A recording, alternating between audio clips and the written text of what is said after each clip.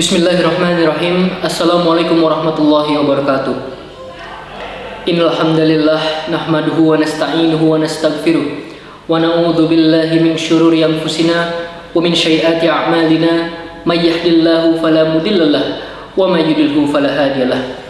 Asyhadu an la ilaha illallah wa asyhadu anna Muhammadan abduhu wa rasuluh. Amma ba'du. Puji syukur kita haturkan kehadirat Allah Subhanahu wa taala. Sebab atas curah limpah rahmat dan karunia-Nya kita berkesempatan kembali dipertemukan di bulan yang luar biasa dengan segala keberkahannya, bulan Ramadan. Selawat beriring salam tak lupa dan tak henti-hentinya pula kita haturkan kepada Nabi yang telah membawa kita dari zaman kegelapan menuju ke zaman yang terang benderang, Habibina wa syafi'ina wa maulana Muhammad sallallahu alaihi wasallam.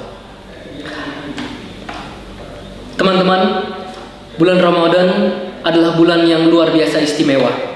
Termaktub di dalam Quran surat Al-Baqarah ayat 185. Bulan Ramadan adalah bulan yang di dalamnya diturunkan Al-Quran sebagai petunjuk bagi manusia dan penjelasan-penjelasan mengenai petunjuk untuk membedakan antara yang benar dan yang batil.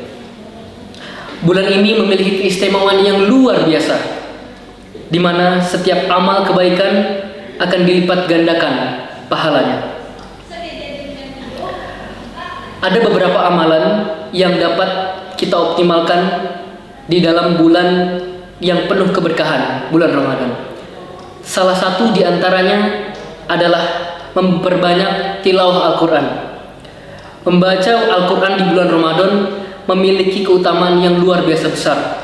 Bahkan Rasulullah menampakkan sikapnya dengan sendiri bahwa Rasulullah lebih banyak dan lebih giat membaca Al-Quran di bulan Ramadan dibandingkan di bulan-bulan lain. Ini menunjukkan betapa luar biasa bulannya dengan segala keberkahannya dan betapa berkahnya ketika kemudian kita memperbanyak tilawah Al-Quran di bulan Ramadan. Yang kedua adalah sholat tarawih, yang sama-sama kita ketahui bahwa sholat tarawih adalah sholat yang hanya dan hanya terdapat pada bulan suci Ramadan.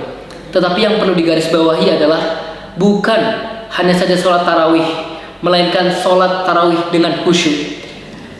Kita memandang sholat tarawih tidak dalam perspektif hanya sekedar kuantitasnya saja, bukan hanya sekedar berapa banyak jumlah rakaat yang kita jalankan dan kita tunaikan, tetapi kualitas daripada sholat tarawihnya itu sendiri.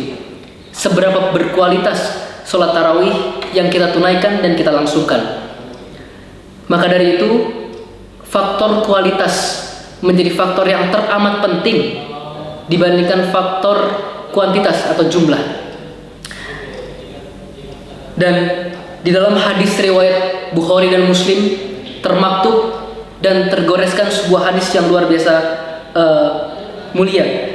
Barang siapa yang melaksanakan sholat tarawih pada bulan Ramadan karena imannya dan mengharapkan ridho dan pahala dari Allah, maka Allah akan ampuni dosa-dosanya yang telah ia lakukan. Maka dari itu, marilah kita laksanakan sholat tarawih dengan sebaik-baiknya. Amalan selanjutnya adalah bersedekah dan berbagi dengan sesama. Kita tahu bahwa bulan Ramadan menjadi ruang untuk kita berbagi, menjadi ruang untuk kita berempati antara satu dengan yang lain. Salah satunya adalah bersedekah dan berbagi antara satu dengan yang lain. Bahkan di dalam hadis riwayat Tirmizi termaktub hadis terkait dengan sedekah. Sedekah yang paling utama adalah sedekah di bulan Ramadan. Rasulullah mengajarkan kepada kita semua untuk bersedekah lebih giat lagi, untuk bersedekah lebih rajin lagi, untuk bersedekah lebih banyak lagi di bulan suci yang penuh dengan keberkahan, bulan suci Ramadan.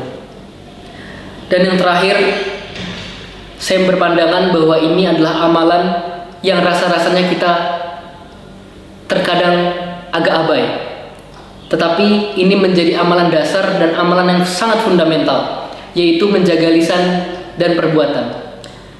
Berpuasa bukan hanya saja menjaga diri daripada makanan dan minuman, melainkan juga berpuasa juga menjaga kita dari perkataan dan atau perbuatan kita yang tidak baik. Rasulullah SAW bersabda di dalam hadis riwayat Bukhari,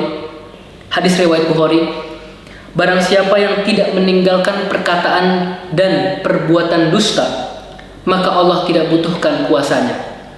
Ini menunjukkan betapa pentingnya menjaga perkataan dan perbuatan semasa bulan Ramadan.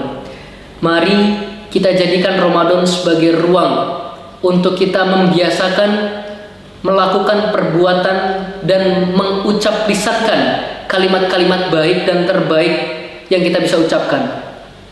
Maka dari itu mari teman-teman semuanya, kita perhatikan betul setiap tapak langkah yang kita lakukan. Apakah perbuatan kita sudah sesuai dengan syariat, aturan dan peraturan Islam atau belum?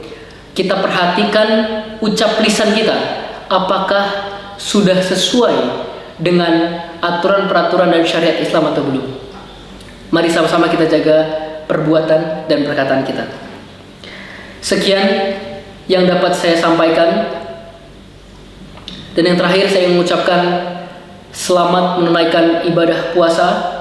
Semoga setiap tapak langkah dan tapak pijak kita bisa bernilai pahala di mata Allah Subhanahu wa taala. Dan juga setiap tapak langkah dan tapak pijak kita bisa bernilai keberkahan dan keberlimpahan keberkahan untuk kita semua. Allahumma muwaffiq ila aqwamit thoriq, wabillahi taufiq wal hidayah. Wassalamualaikum warahmatullahi wabarakatuh.